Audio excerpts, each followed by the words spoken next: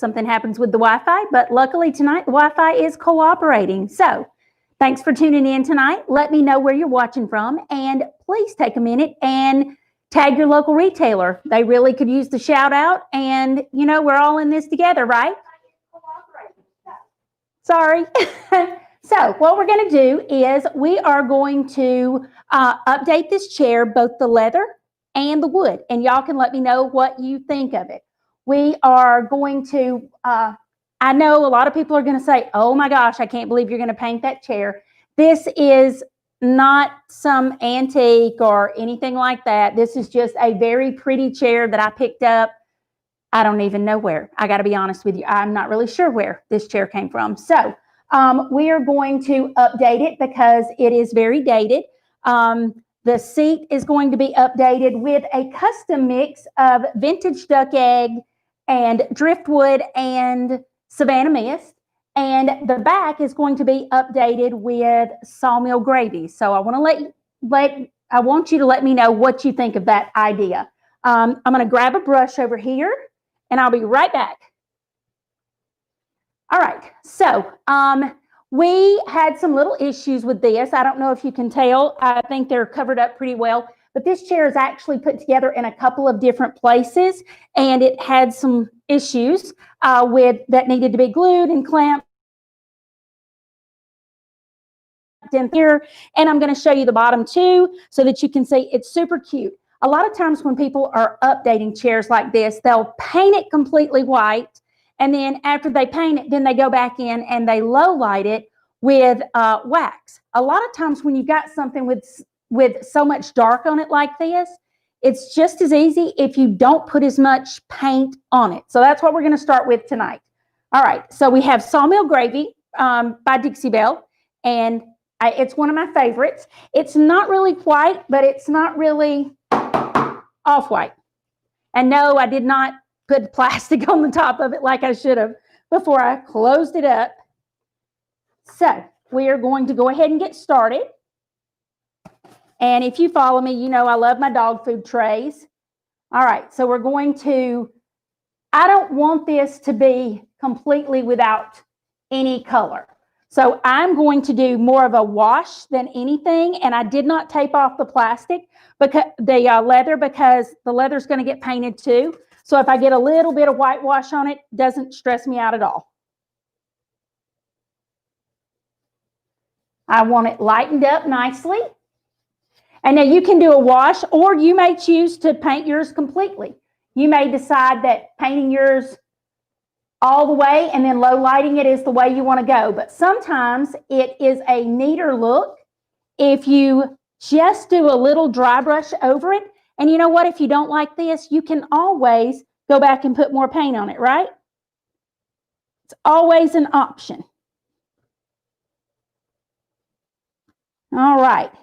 Now see how just that little bit of dry brushing makes such a huge difference? Do y'all ever dry brush over your pieces like this just to kind of give it a little bit more, I don't know, just to make it stand out a little more or something? All right, so now we're going to get started on this center. And I don't know about y'all, but I love things like this. I think I picked this up at a thrift store up in North Georgia. I feel sure that's where it was.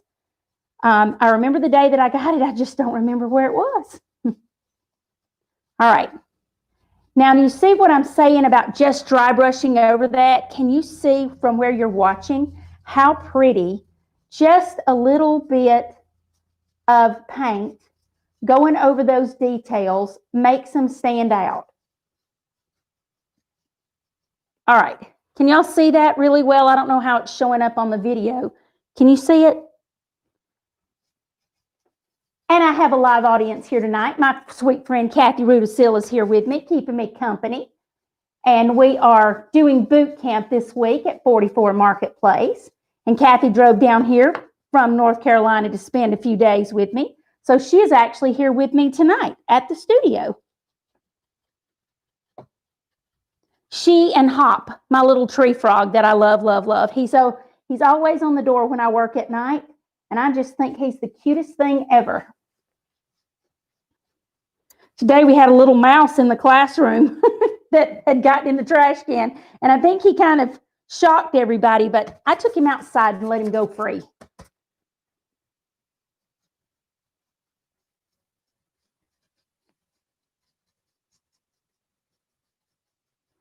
All right, so what do y'all think so far? Can't you see why I say less paint is sometimes more? Because now this is just so much brighter and the details show up so much better. And you're not even having to put that much paint on there. I mean, it's just literally using some of the paint out of the lid. And you can always add more, you know? If it's not enough paint or whatever, you can always add more paint to it. And that's what I like about whitewashing.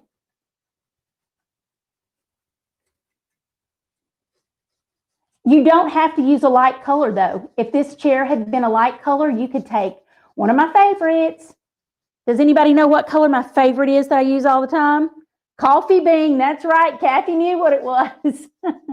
Coffee bean. I love coffee bean over just about everything. And it's just one of those colors that it's so versatile. I use it as a stain a lot of times. I use it as paint. I just love it. See how pretty that makes that chair? It just makes all those details pop. I'm sorry, I got to walk in front of y'all a minute. Got to get over to this side so we can get this done. And I find it easier to layer a little bit more on a little at a time rather than put too much on and then you've got to try to get it back off. So that's why I like to have my little dog food tray here to wipe my brush off on, because I only want just a tiny bit of paint.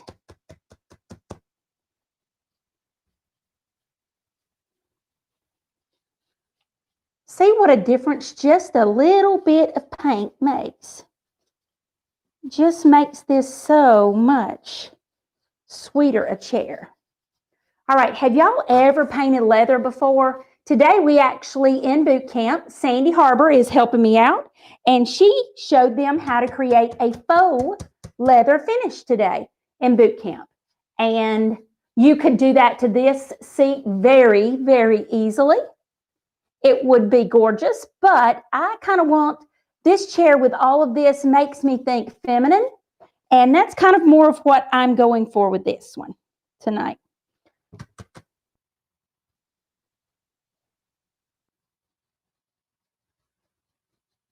Now, before we came on air, I had already gotten on here and cleaned my piece really well with White Lightning. Dixie Belle's White Lightning is one of the best cleaners I have ever used in my whole life, because it not only cleans, but it deglosses as well.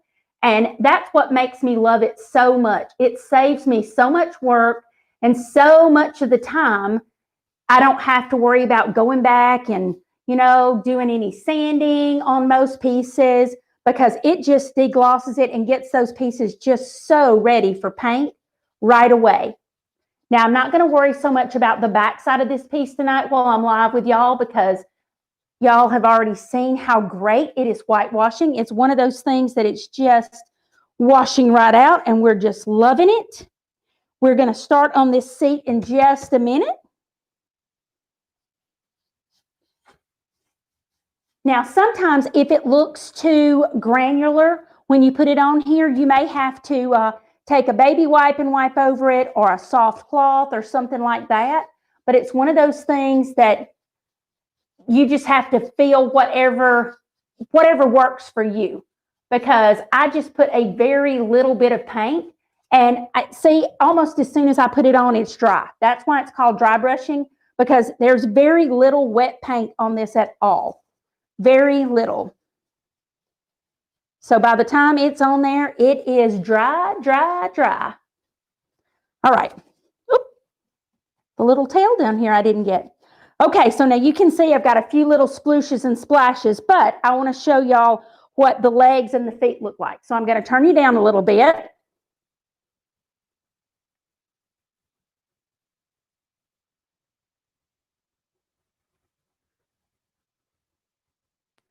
All right. So now you can see how pretty the legs and feet are. I mean, they're the bomb diggity. They're super cute. And it also has the nail heads in here. I am actually going to go back and do a little something with those nail heads, but I'm going to paint everything up first. Look at that. See what a difference just that little bit of paint makes on those details. You leave in a little bit of that dark in there, it just really makes them pop. It's a great way for things to show up, and you just use a tiny bit of paint. That's what's so great about it. And who knows, you may even decide you don't even want to paint the seat. I do, but you may decide not to. I mean, look at that. How great is that with just a tiny, tiny, tiny bit of paint? And now all I'm using is just a standard chip brush. Dixie Belle sells those, and they're great for those dry brushing projects. I love to use a chip brush when I'm dry brushing because it holds just enough paint to do a dry brush, but not so much that it gives it too much. All right, look at that. Isn't that pretty? This makes you think that it's a super, super fancy chair, doesn't it? With all this faux carving and stuff. Look how pretty that takes it. Are you like me when you go out hunting and you find pieces like this, you got to have them just because you know how pretty they'll be when you highlight all those details? Pieces like this pull me in every time. Every single time I see pieces like this, I'm like, oh yeah, that one's coming home with me. Yep. My husband sees them. He goes ahead and gets them for me because he knows those are definitely my style. I'm going to step in front of y'all again. All right.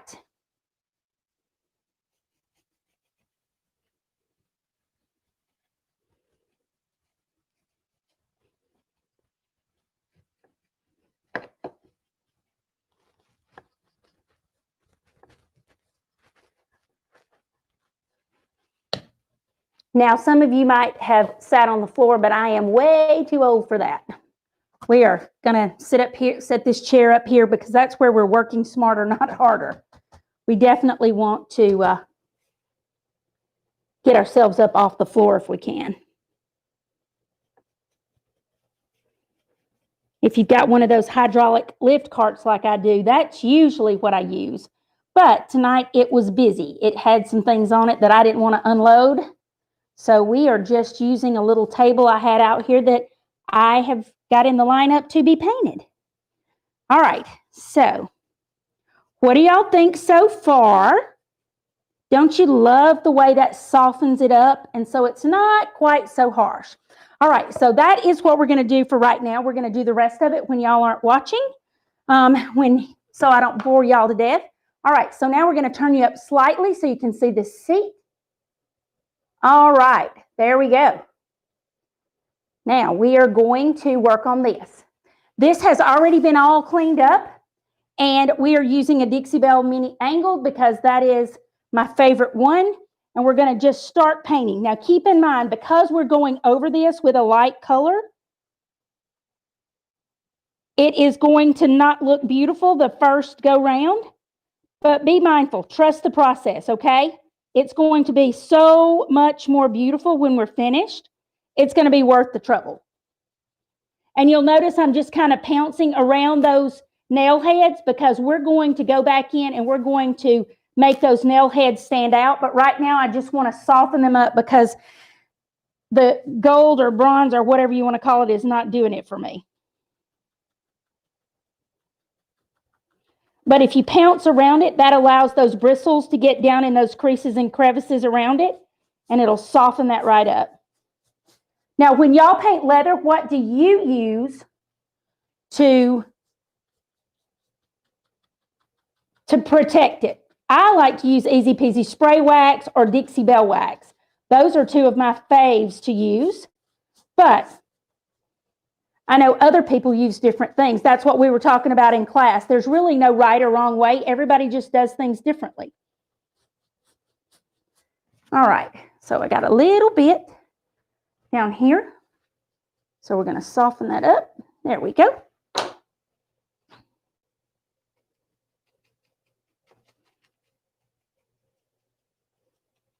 All right, look at that. Now, we may end up adding another color or two to this, but this is what we're going to go with for right now.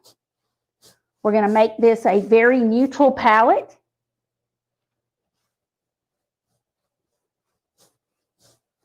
Look at that. Isn't that pretty? We got to pounce all the way down these edges.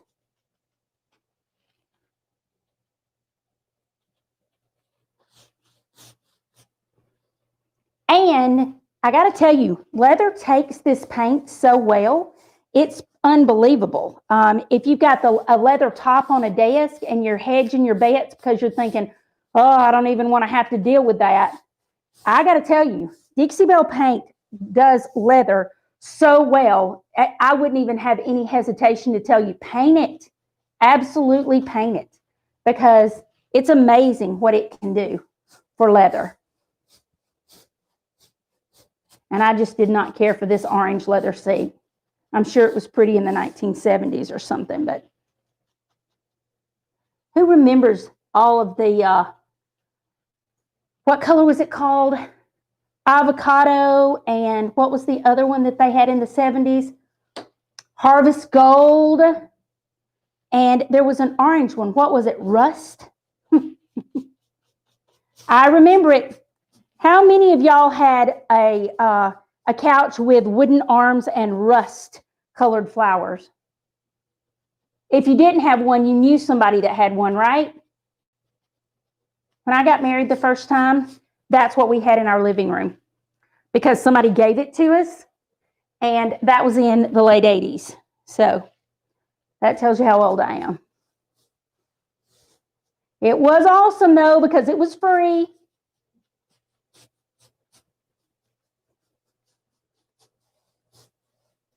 All right, now, a lot of times people get nervous when they see it like this because they can see the lines, but it's always like that. When you are working on a piece and you're going from such a dark color to a light color, the first coat is never going to be beautiful, so don't stress about it. We talked about that today.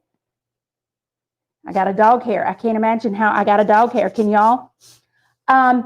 We were talking about that today. A lot of people get worried about their first coat of paint, especially when you're going light to dark or dark to light, and they will panic. But the first coat, light to dark, dark to light, sometimes light to light or dark to dark, it doesn't give you the greatest coverage, but it's just because it's the first coat. They're always fascinated by that second coat, and a lot of times over leather, they really get nervous. But I got to tell you, it is one of those things that if you just kind of trust the process, it is super easy and a great way to update things. Because I don't know about y'all, but here, if you get things reupholstered, whew, it is expensive. And in some cases, there are pieces that I paint that they're not worth paying what it would cost to reupholster them. I mean, I got to be honest with you. Oh, I got some little dings in the leather, which is part of the other reason I'm painting it. They're not worth the cost of reupholstering. They're great, but they're just not worth what it would cost, you know, $350 or whatever to have it reupholstered. But if you can just paint it, why not, right? And then it gets to live another day. Maybe you give it to somebody like they did me with the couch and you give it to them for free. How is that? Look at that. That is so much better already. All right, I got to scoot in here and get this back side. So now tell me, what are y'all working on right now? I know you're not working on a leather chair, right? You're helping me, though. So what are you working on right now? All right. Now we're going to turn this chair around in just a minute, because I want to show y'all, a lot of people get nervous about doing the places that are flat. How to whitewash the places that are flat, that are not really all that detailed stuff. There's not something to grab hold to, so they get nervous about it. Okay, I got to step in front of y'all again. I'm sorry. All right. I got to get this last little bit, and then we're going to spin her around.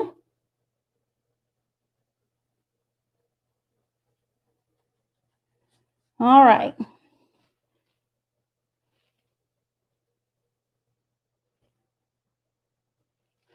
Okay. Hang on, we're going to reach underneath here. She's heavier than I remember her being. All right. So can you see the back of this? All right.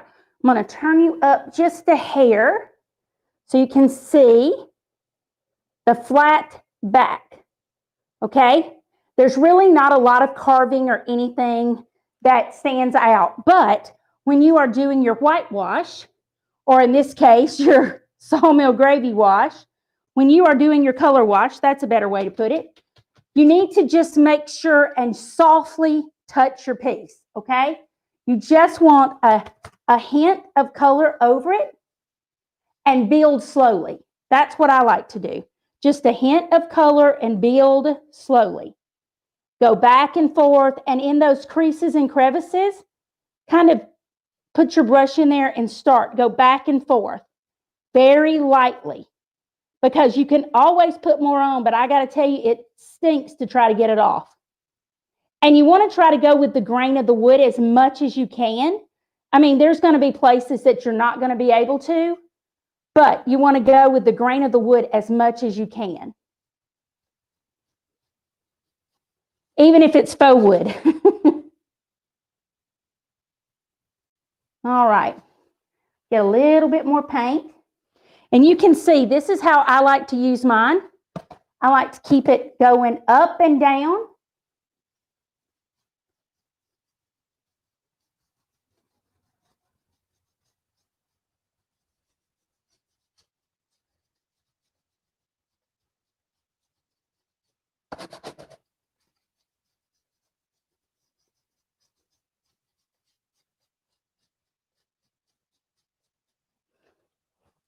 Got to have even a little bit more paint. All right. That is more than I want right there. See how quick? If you get it while you put it on there, right afterwards, it's pretty easy to just kind of wipe away. But if you let it dry, you'll need to sand it in a lot of cases.